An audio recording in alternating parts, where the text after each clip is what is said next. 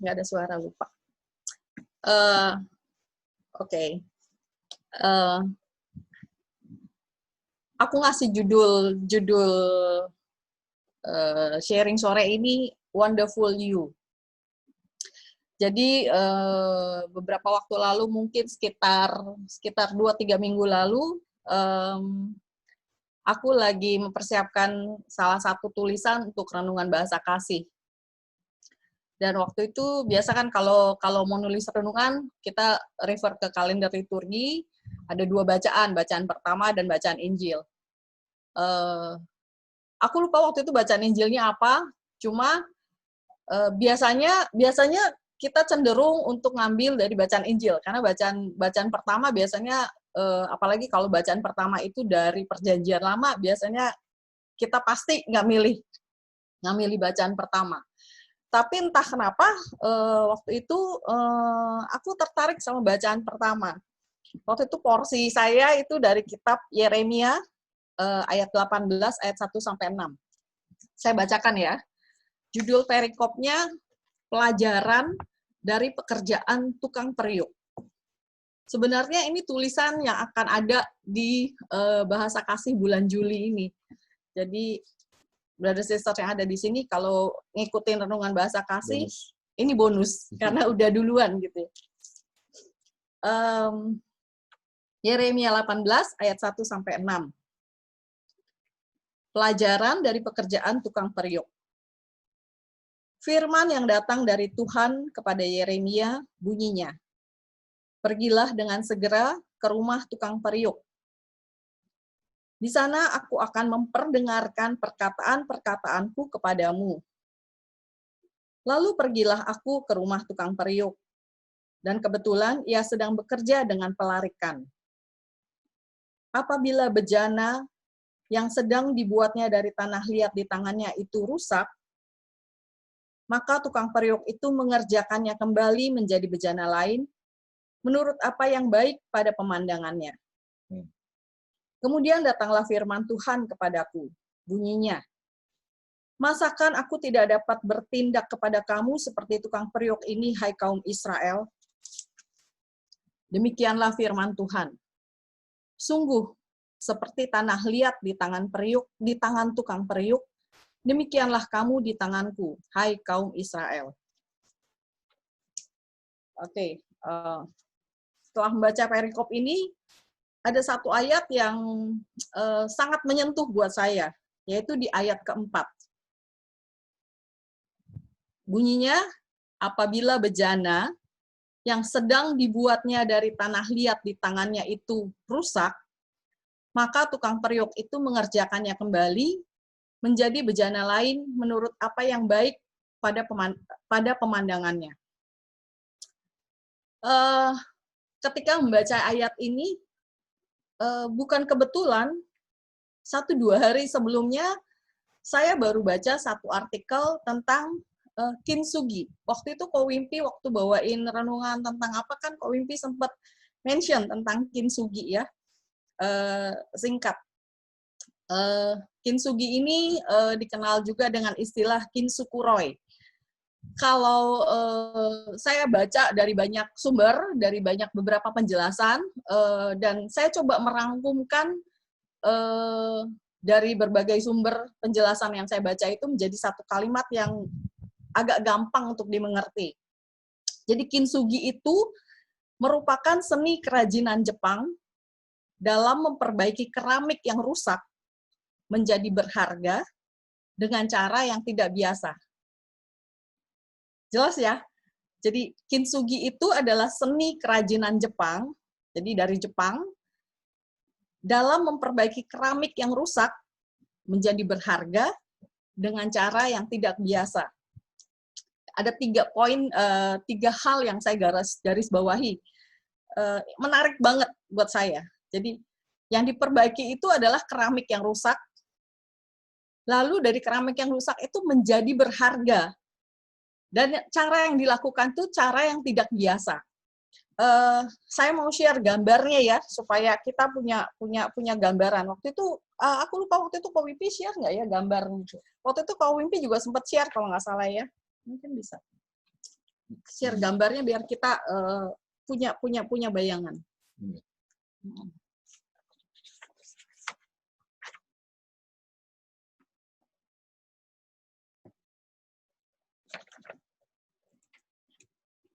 Ini belum share.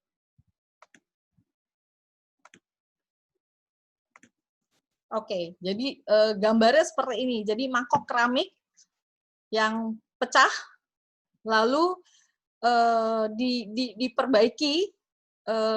Jadi pecahnya kalau terbelah itu direkatkan kembali.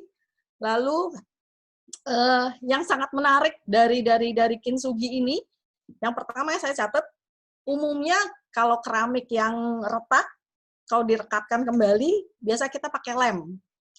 Terus biasanya lagi semakin sambungannya itu nggak kelihatan, akan terlihat semakin baik. Benar nggak? Kita kalau nempelin sesuatu, misalnya saya ingat ada satu pajangan di rumah saya, bukan keramik sih, mungkin dia agak clay gitu ya, pajangan orang-orangan, kepalanya copot. Lalu Alphonse waktu itu berusaha untuk nempel, dan sebisa mungkin dia tempel supaya nggak kelihatan, tempelannya itu nggak kelihatan, supaya kelihatan bagus gitu. Kan biasanya bayangan kita seperti itu ya, kalau ada barang kita rusak yang bisa ditempel lagi, kita pasti berusaha untuk nempel supaya dengan sedemikian rupa, supaya halus, supaya tempelannya tuh nggak kelihatan. Nah, tapi kalau di kintsugi ini, justru kebalikannya. Karena seniman-seniman kintsugi ini mereka memakai emas, perak, atau platinum supaya retakannya itu justru kentara, supaya jelas terlihat. Kalau brother sisters lihat gambar yang saya share ini, gambar mangkoknya itu ada bagian-bagian yang warna emas. Nah, itu sebenarnya pecahan-pecahan yang terjadi pada mangkok ini gitu. Ketika direkatkan kembali, dalam proses di akhir proses perkatan itu digunakan bubuk emas, sehingga bagian-bagian yang retak itu malah kelihatan. Dan justru itu adalah filosofi dari kintsugi ini. Jadi mereka menggunakan campuran emas, platinum, dan perak itu dengan warna yang mencolok, justru supaya yang menjadi kerusakan itu terlihat dan menjadi bagian dari sejarah dari benda itu sendiri. Jadi kalau dari mangkok ini, jadi pecahan itu, retakan itu, yang disambung itu justru adalah yang membuat dia menjadi berharga. Yang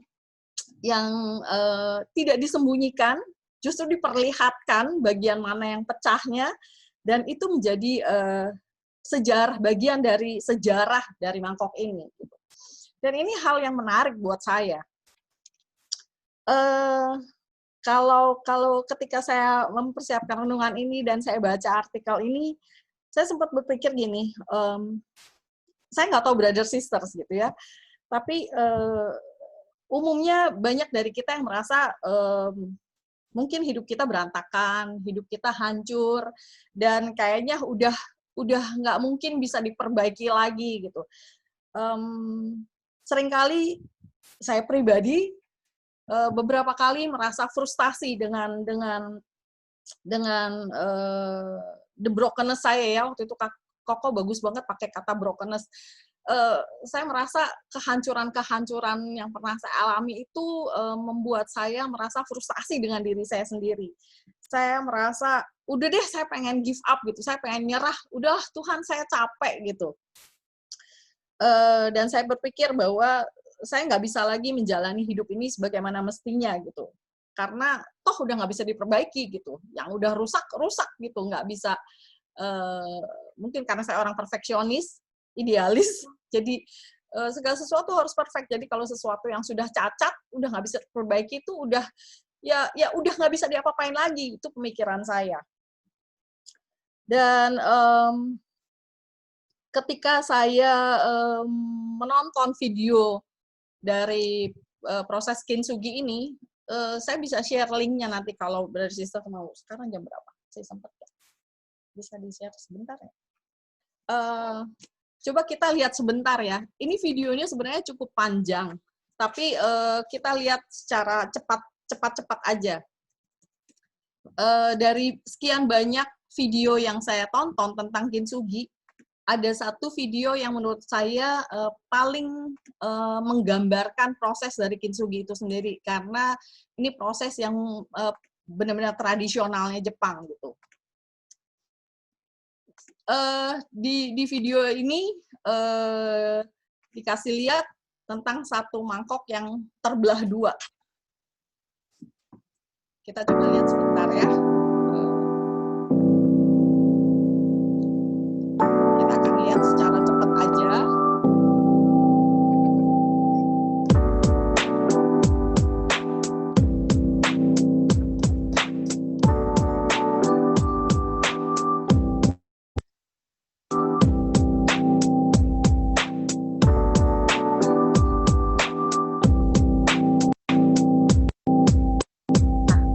Brother Sisters, kalau lihat ini mangkoknya cuma terbelah dua ya. Nah, ketika saya ngelihat ini, oh mangkoknya cuma kebelah dua, gampang, ini pasti cepet, kan cuma tinggal ditempel, habis itu poles-poles dikit, terus udah selesai. Saya berpikir begitu. Terus saya pikir ternyata prosesnya nggak akan lama gitu.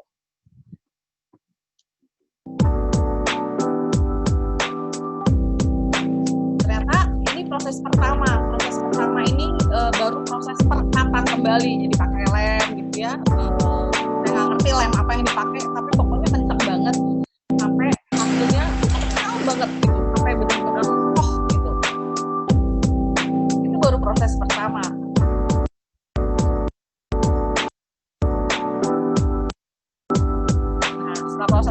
Setelah lihat sampai situ, saya pikir udah selesai. Terus dia bilang dibersihin itu lem-lem yang lebihnya itu dibersihin supaya bersih sebelum ditambal. Ya wajar lah, kan yang saya bilang supaya kelihatan bagus gitu ya. Dalam bayangan saya seperti itu. Jadi dikerok, dibersihin, dilap. Dan ini proses ini benar-benar luar dalam gitu ya. Jadi bukan hanya satu sisi, tapi di dalam iya, di luar iya. Ya. Nah, ini proses kedua. Saya pikir ini sudah bubuk emasnya karena warnanya kuning-kuning gitu kan.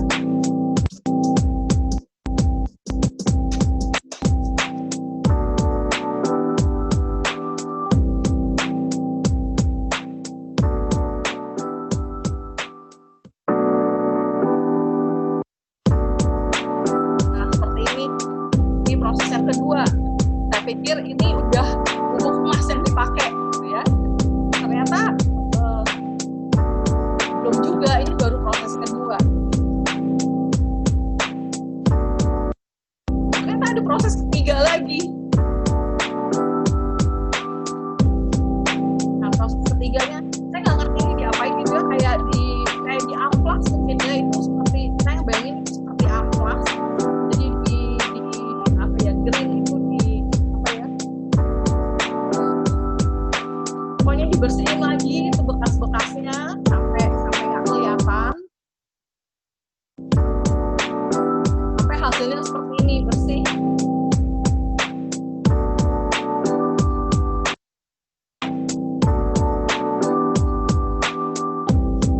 Lalu kembali saya pikir ini sudah bubuk emas yang dipakai gitu ya. Ternyata belum juga, ini baru diwarnain kayaknya. Diwarnain dengan warna yang kontras dengan warna dari mangkok itu.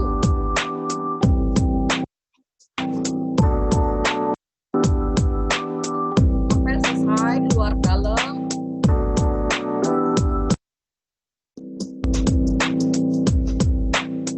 Benar-benar teliti gitu ya, kuasnya aja kayaknya khusus banget, kuasnya kecil banget gitu.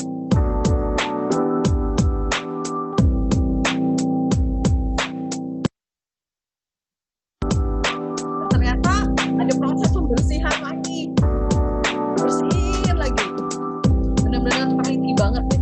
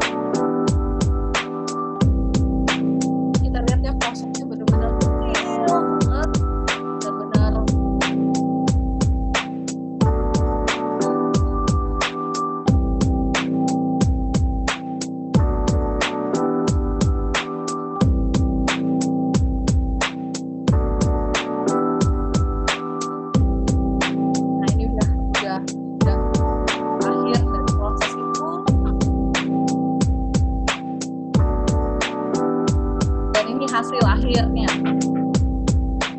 Otot yang sudah ditetapkan kembali pakai bubuk emas dan harganya mahal banget.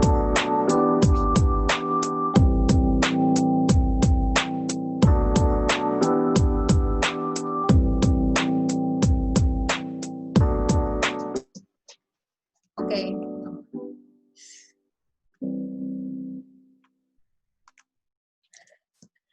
Oke,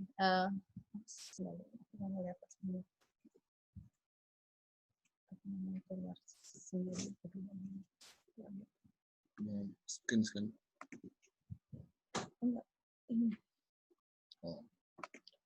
Oke, Brother Sisters, itu videonya panjang. Kalau Brother Sisters mau nonton, nanti aku share link videonya. Kan 22 menit. Kita habis nonton video itu doang nanti. Cuma ketika saya nonton video itu, sebenarnya di menit, karena tadi yang saya bilang ya, saya pikir mangkoknya cuma kebelah dua, tinggal ditempel, habis itu diamplas-amplas dikit, udah langsung pakai bubuk emas jadi gitu. Ternyata prosesnya banyak, sampai 5-6 kali proses sebelum sampai akhirnya dikasih bubuk emas. Saya nonton video itu sampai menit-menit ke 10 menitnya, itu videonya 22 menit. Sampai menit ke 10 itu saya berjuang banget untuk nontonnya, karena saya merasa lama banget. Prosesnya lama banget gitu, dan benar-benar detail gitu ya, dan saya merasa kok berulang-ulang ya prosesnya ya. Jadi direkatkan, dibersihin, habis itu entah ditempelin apa lagi gitu ya, terus dibersihin lagi, dikerok lagi, terus pakai kuas, saya pikir udah dicat emas, ternyata bukan, dibersihin lagi, dikerok lagi, dan itu berulang-ulang. Dan saya berjuang untuk menyelesaikan nonton video ini sampai selesai, benar-benar selama 22 menit itu. Selesai nonton video ini, saya merasa Tuhan bicara banyak pada saya pribadi, khususnya saya pribadi, karena saya merasa gini, sekali lagi saya nggak tahu Brother Sisters, tapi dalam kehidupan saya pribadi, saya merasa, saya menemukan bahwa saya pernah berada dalam satu titik, dan saya merasa saya ada di titik itu berulang-ulang. Mungkin kasusnya beda, kejadiannya beda, tapi saya menemukan bahwa ada pola yang sama yang berulang. Yang saya maksudkan di sini dalam kehidupan saya, khususnya dalam proses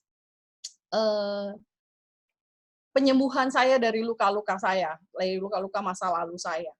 Saya merasa dari saya kenal karismatik, saya ikut komunitas, saya sudah dapat banyak pengajaran tentang penyembuhan luka batin, saya sudah pernah ikut retret luka batin, bukan cuma 1-2 kali gitu ya.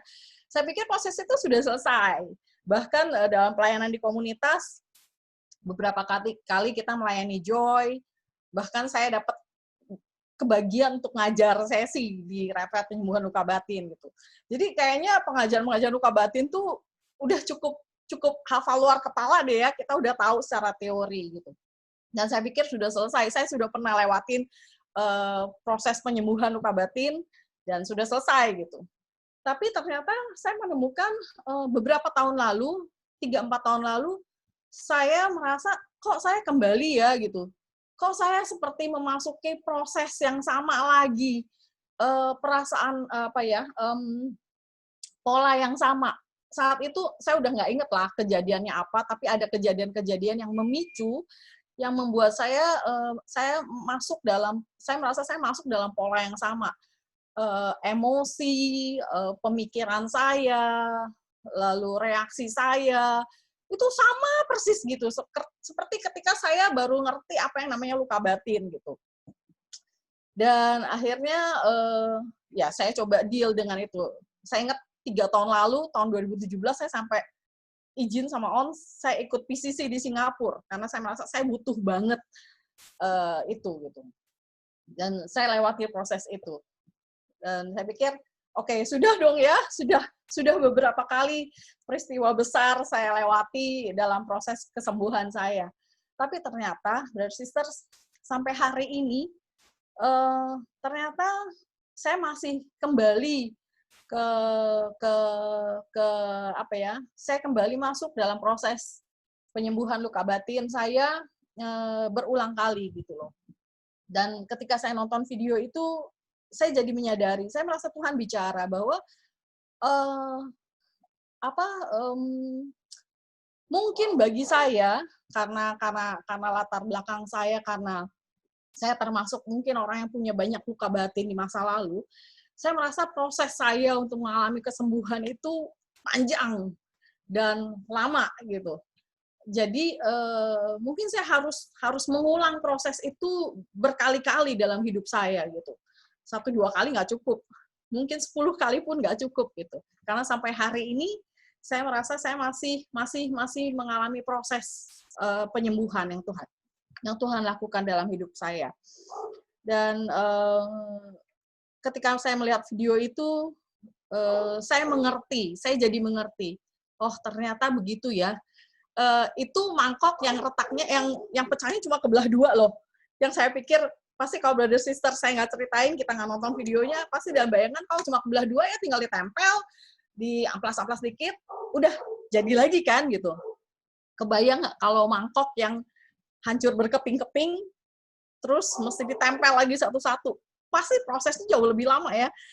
Yang saya bilang, mangkok yang cuma kebelah 2 aja, itu kita nonton videonya 22 menit, itu pasti itu udah dicepetin tuh gitu. Prosesnya pasti nggak mungkin cuma 22 menit, mungkin 1 hari. Itu aja mangkoknya cuma kebelah 2 gitu. Jadi istilahnya yang cuma pecahannya cuma 1 gitu ya. Untuk proses merekatkan kembali sampai dia kembali terlihat sempurna, terlihat baik, itu waktunya panjang, 1 hari. Kebayang nggak kalau mangkok yang hancur berkeping-keping, yang kemudian harus direkatkan kembali dan disatukan kembali, dibuat kembali menjadi baik, itu prosesnya pasti entah berapa hari, berapa minggu, mungkin berbulan-bulan, bertahun-tahun. Saya cuma berpikir gini, oke Tuhan, kalau luka saya cuma karena satu hal, mungkin iya ya, sekali lewat retret penyembuhan luka batin selesai, beres gitu. Tapi ya mungkin karena banyak luka yang saya alami di masa lalu saya, ternyata saya harus melewati banyak proses untuk sampai saya betul-betul sembuh, sampai saya betul-betul menjadi utuh gitu, satu pribadi yang Tuhan mau. Gitu. Dan satu hal lagi yang saya merasa sangat terberkati dengan apa yang saya lihat dari Kintsugi ini adalah bahwa masa lalu saya itu adalah bagian dari hidup saya, dan yang memang nggak bisa disembunyikan, nggak bisa ditutupi. Jadi saya perlu dan harus belajar untuk menerima semua yang pernah terjadi di masa lalu saya. Hal-hal yang tidak enak, hal-hal yang membuat saya terluka, ya saya harus menerima itu sebagai bagian dari sejarah hidup saya. Semua luka-luka saya adalah sejarah dari seorang Jessica gitu. Dan saya harus berdamai dengan itu. Karena saya percaya bahwa Tuhan pasti punya rencana. Seperti yang dibilang di ayat keempat tadi kan, apabila bejana yang sedang dibuatnya dari tanah liat di tangannya itu rusak, maka tukang periuk itu mengerjakannya kembali menjadi bejana lain menurut apa yang baik pada pemandangannya. Saya percaya Tuhan akan sanggup, akan mampu menjadikan kita hidup kita baik seperti rencananya pada awalnya. Dan yang perlu kita lakukan adalah datang kepada Dia, mempersembahkan hidup kita yang berantakan, hidup kita yang hancur, dan saya percaya Tuhan akan menjadikan semuanya kembali baik adanya. Dan apa yang terjadi di masa lalu memang nggak bisa ditutupi dan disembunyikan, tapi dengan cara Tuhan, Ia akan menjadikan kita indah dan berharga di matanya, sesuai pada waktunya. Gitu. Semoga kita diberkati dengan Kintsugi ini, karena ya saya merasa saya sangat diberkati dengan ini. Nanti kalau brother sister mau, saya bisa share link video. Coba bertahan untuk nonton video itu dari awal sampai habis supaya ngerti prosesnya gitu. Oke, thank you brother sisters.